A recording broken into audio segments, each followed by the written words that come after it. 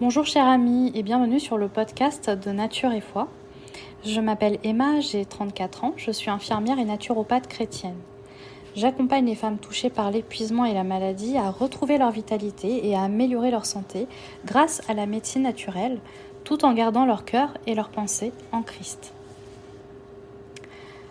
Alors le sujet de ce premier podcast est de savoir si la naturopathie est compatible avec notre foi chrétienne. C'est une question que je me suis posée pendant longtemps et je sais qu'il revient souvent quand des femmes chrétiennes me contactent et c'est pourquoi j'ai voulu en faire un sujet de podcast. Alors effectivement, en naturopathie, on retrouve une dimension spirituelle qui n'est pas du tout compatible avec notre foi chrétienne et je pense notamment à certaines pratiques occultes et ésotériques comme le magnétisme, la lithothérapie ou l'utilisation du pendule ou encore des soins énergétiques. Bien évidemment, toutes ces pratiques ne vont pas du tout être compatibles avec notre foi chrétienne. Dans ma pratique, je vais surtout travailler autour des axes principaux en hygiène de vie, c'est-à-dire l'alimentation, la gestion du stress et des émotions, l'activité physique et le sommeil.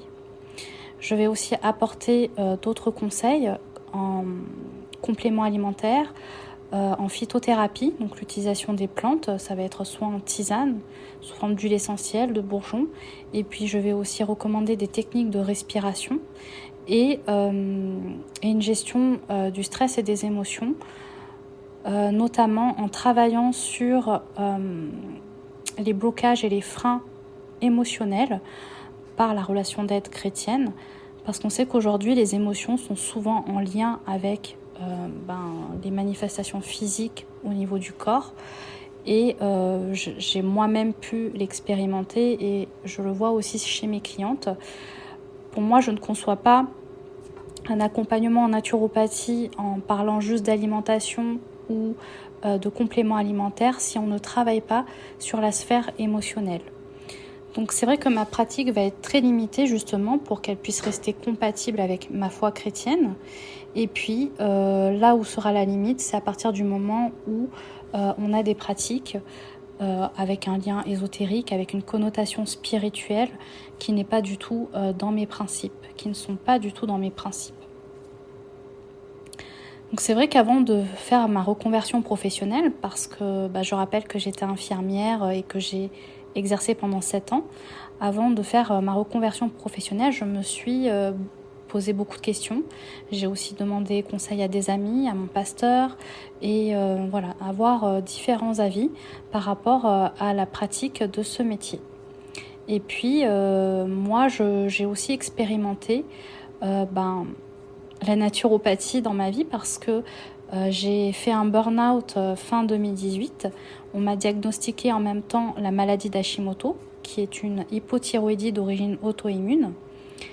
Et bien que j'ai eu un traitement hormonal à ce moment-là, ça a été très très compliqué pour moi de me sortir de cet épuisement et de pouvoir gérer mes troubles de la thyroïde. Le traitement en fait n'a fait qu'empirer ma situation parce que j'ai eu beaucoup d'effets secondaires.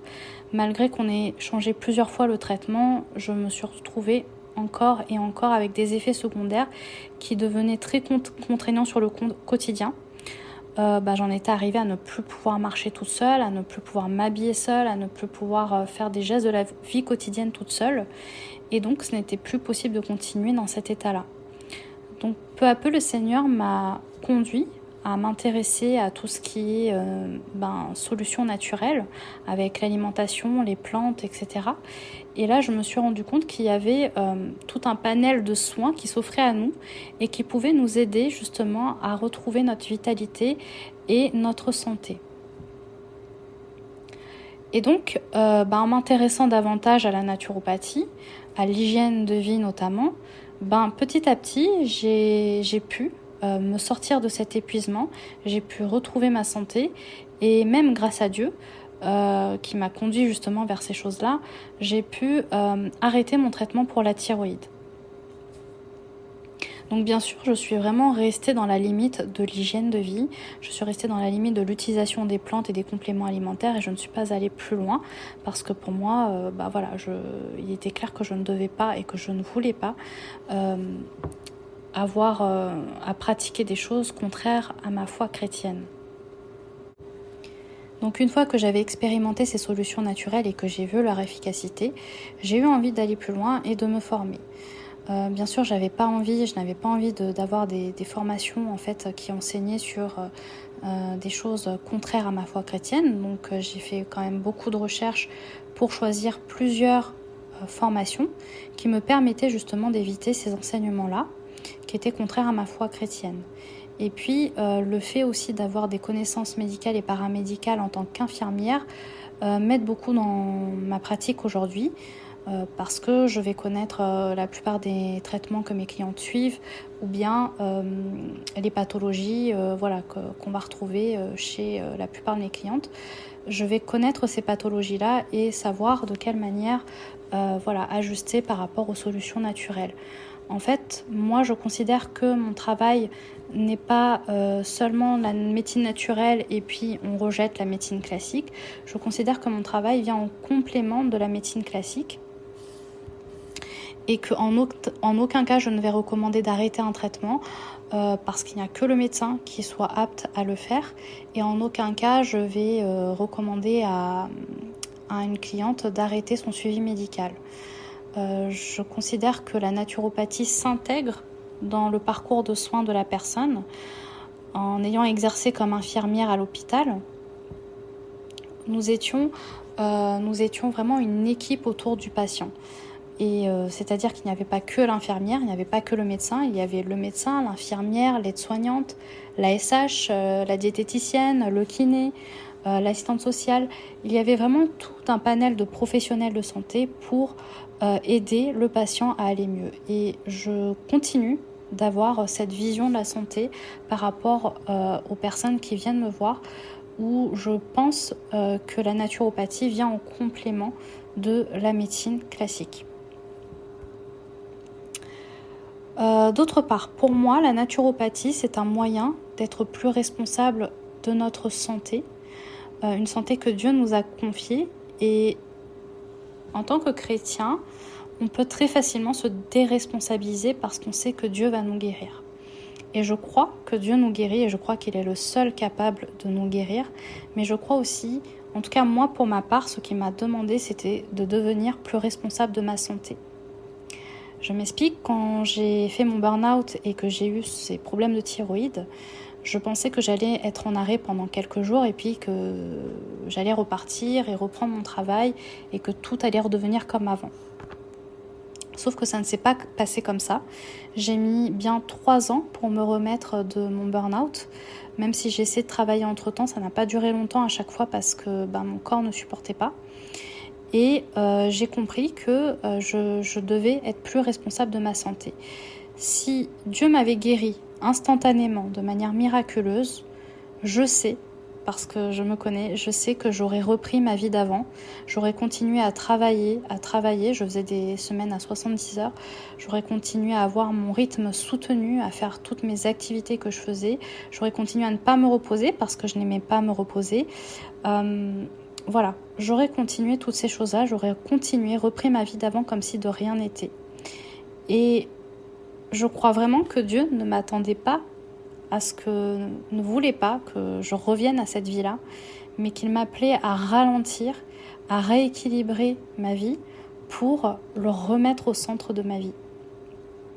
Et c'est vraiment comme ça que j'ai compris en fait pendant ce long parcours, parce qu'aujourd'hui j'en parle de manière détachée, mais sur le moment ça a été très difficile pour moi étant donné que je suis une personne très impatiente et que j'étais très hyperactive. Du coup pour moi c'était frustrant et beaucoup d'incompréhension. J'avais vraiment ce désir de guérison qui était présent, très présent. Et du coup, forcément, ça engendrait plus de stress. Et qui dit plus de stress dit une santé qui se dégradait continuellement. Et puis un jour, j'ai compris que le Seigneur m'invitait à relâcher ce désir de guérison. Et vraiment, je parle de désir de guérison et non pas de la guérison en elle-même, parce que je crois que Dieu guérit. Et pour moi, c'est important de persévérer dans notre foi et de croire en Dieu qui guérit. Mais je parle surtout de désir de guérison. Ce désir de guérison qui était très présent et finalement qui était un fardeau sur mon cœur. En relâchant ce fardeau, le Seigneur m'a permis d'être plus légère et d'aller mieux à ce moment-là. En fait, c'est vraiment en lâchant prise sur ce désir de guérison que le Seigneur a permis que j'aille mieux petit à petit. En fait, en relâchant ce désir de guérison, je comprenais que Dieu était souverain et qu'il est souverain et que peu importe l'état dans lequel je me trouvais, peu importe que je sois malade ou non, eh bien je continuerai à l'aimer et à le servir. Et même avec le peu de capacité que je pouvais avoir, Dieu pouvait se servir de moi comme il le voulait. Et c'est vraiment ce point qui est pour moi essentiel et qui est important à comprendre, je pense, quand on est malade, c'est vraiment de laisser à Dieu le contrôle. Et moi, je sais que j'étais une personne qui contrôlait beaucoup de choses dans ma vie. Je contrôlais même mes vacances au millimètre près. Et je sais que cette saison de ma vie m'a aidée à comprendre qu'il fallait que je laisse Dieu contrôler toute ma vie. Alors je ne dis pas qu'aujourd'hui je n'ai pas encore des difficultés. Personne n'est parfait, je ne suis pas parfaite et j'ai encore du travail là-dessus. Mais je sais qu'à force d'avoir appris à relâcher les choses à Dieu, eh bien ma santé en fait s'est améliorée, j'ai retrouvé ma santé, j'ai retrouvé ma vitalité. Alors il n'y a pas eu que ça, bien sûr, il a fallu travailler aussi en profondeur avec des plantes, avec des compléments alimentaires, avec tout un travail au niveau émotionnel aussi. Vraiment, comme je vous l'ai dit, ça s'est fait en 3 ans et encore aujourd'hui j'y travaille parce que encore aujourd'hui il y a des choses qui restent et on avance chacun à notre rythme. C'est pourquoi je pense qu'en tant que femme chrétienne, on a vraiment cette responsabilité vis-à-vis de notre santé. Bon, je parle de femmes pour les femmes chrétiennes, mais ça concerne aussi les hommes chrétiens, ça concerne en fait chaque personne chrétienne. On a cette responsabilité vis-à-vis de notre santé. Ça n'empêchera pas qu'on peut tomber malade et ça n'empêchera pas que Dieu nous guérisse. Parce que pour moi, Dieu utilise la manière qu'il veut pour nous guérir.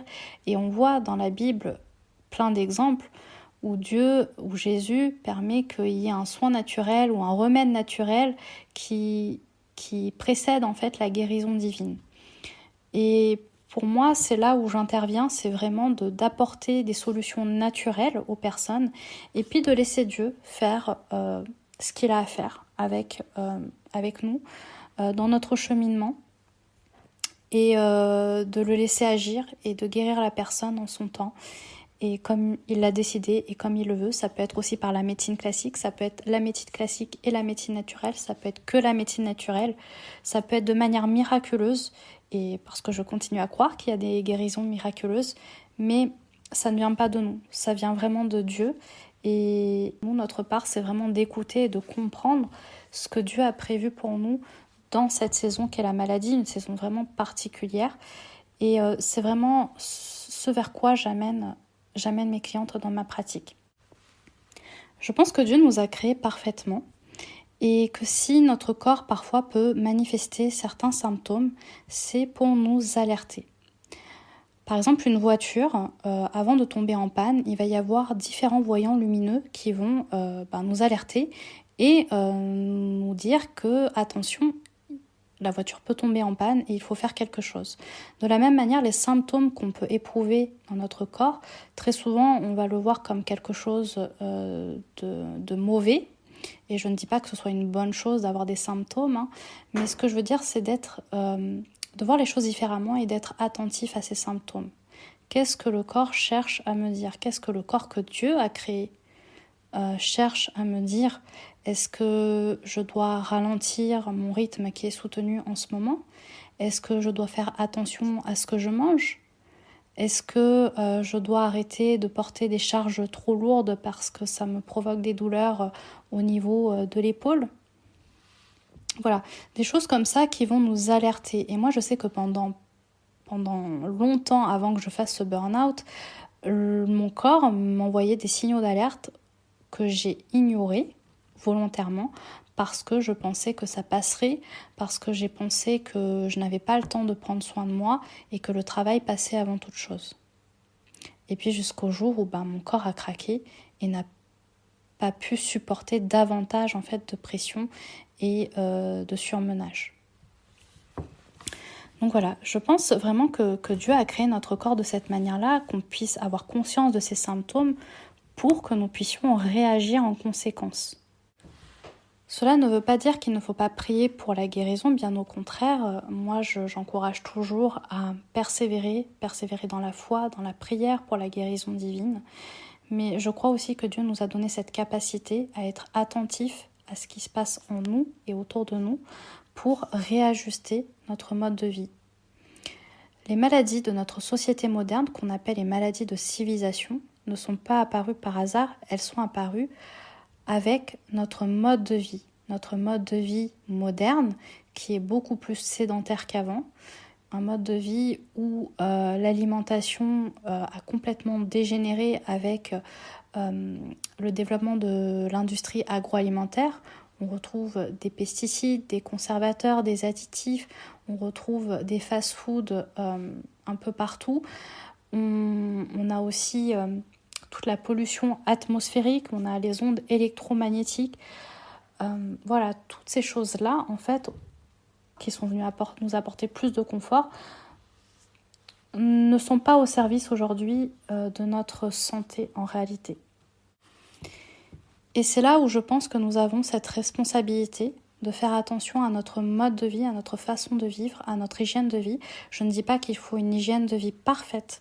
Je ne dis pas qu'il faut se couper du monde et ne plus aller au fast-food ou ne plus manger telle chose ou que tout le monde doit vivre à la campagne parce que ce n'est pas possible. On a aussi un corps qui peut s'adapter à toutes ces choses-là, mais je pense que c'est important d'être sage dans notre hygiène de vie et de trouver cet équilibre entre, oui, on a le confort de vie, on a envie de se faire plaisir, et l'équilibre avec qu'est-ce qui est bon pour ma santé et qu'est-ce qui peut m'aider à avoir une meilleure santé. Et je pense qu'aujourd'hui, on s'attend tellement à des guérisons miraculeuses, qu'en tant que chrétienne, on oublie qu'on a cette responsabilité, on oublie que c'est vrai, Dieu guérit, mais on se déresponsabilise et c'est trop facile finalement. La première leçon que j'ai apprise quand j'étais en burn-out, ça a été la leçon de Marthe et Marie. Marthe s'affairait à beaucoup de choses et Marie était assise aux pieds du Seigneur et Jésus a dit que Marie avait choisi la bonne part et j'ai compris que Dieu m'appelait à être à ses pieds pour recevoir son enseignement. Et bien sûr, ça ne veut pas dire juste rester là à recevoir et écouter, mais c'est aussi à faire son œuvre, l'œuvre à laquelle il nous appelle. Et pour ça, on a besoin d'une bonne santé. On n'a pas besoin d'être occupé, d'être acharné à notre travail et d'avoir une quantité d'activités. Sinon, comment accomplir ce que Dieu veut pour nous si toutes ces choses-là nous rendent malades et nous épuisent? Donc c'est vraiment là où j'ai pris conscience de l'importance de ralentir, de retrouver cet équilibre en fait que Dieu voulait pour moi pour pouvoir avancer dans l'œuvre qu'il avait prévue pour moi. Et ça, c'est pour moi, mais aussi pour vous en fait. Donc c'est vraiment là où je pense que la naturopathie a sa place, c'est vraiment de revenir à cet état d'équilibre et c'est ce vers quoi j'ai à cœur d'accompagner les femmes chrétiennes. Donc voilà, ma vision et ma mission vraiment en tant que naturopathe chrétienne, c'est de vous accompagner à prendre soin de vous de manière naturelle, à être responsable de votre santé, à devenir actrice de votre santé, et puis de revenir à cet état d'équilibre dans lequel Dieu nous a créés pour accomplir l'œuvre à laquelle il vous a préparé pour lui le glorifier. Et je sais que le Seigneur n'a pas ce désir de nous voir souffrir et de nous voir dans cet état de maladie ou d'épuisement. Mais pour ça, il nous appelle aussi à devenir plus responsables dans notre santé, responsables de nos choix et des décisions que l'on prend pour remplir notre emploi du temps. Et donc c'est vraiment ce qui me tient à cœur dans mon travail et dans mes accompagnements. Donc si jamais vous souhaitez en savoir plus, j'ai mon site web natureetfoi.fr. Je suis également sur les réseaux sociaux, Facebook et Instagram. Il suffit de taper Nature et Foi et de vous abonner à ma page. Je mettrai aussi les liens en description. Et puis n'hésitez pas à venir échanger avec moi sur ces réseaux sociaux ou bien vous pouvez aussi me contacter par mail à contact@natureetfoi.fr. Je serai vraiment ravie d'échanger avec vous. Donc je vous dis à bientôt pour le prochain podcast. Passez une belle semaine et soyez bénis.